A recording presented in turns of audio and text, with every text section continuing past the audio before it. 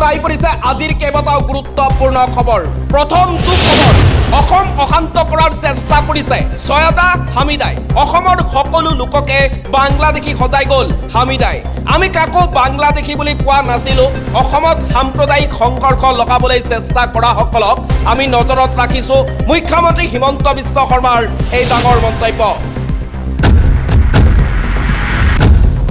এই মুহূৰ্তত আহি পৰিছে আৰু এটা গুৰুত্বপূৰ্ণ খবৰ। বীৰ লাচিত সেনাৰ নেতাৰ ওপৰত আক্ৰমণ। ৰাস্তাতে প্ৰহাৰ কৰা হৈছে বীৰ লাচিত সেনাৰ নেতাক।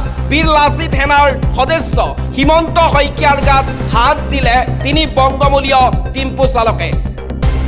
এই মুহূৰ্তত আহি পৰিছে আন এটা গুৰুত্বপূৰ্ণ খবৰ। নগাৰ ভয়ত গছপুলি নোৰোৱাকৈ পলালে মন্ত্ৰী চন্দ্ৰমোহন পাটোৱাৰী। গছপুলি সাজু কৰি থোৱা হৈছিল, কিন্তু নাগালেণ্ডৰ উপ মুখ্যমন্ত্ৰীয়ে দিলে ভাবুকি।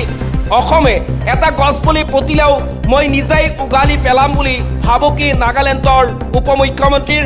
অসমে এটা গছপুলি পুতিলেও মই নিজেই উঘালি পেলাম বুলি ভাবুকি নাগালেণ্ডৰ উপ মুখ্যমন্ত্ৰীৰ।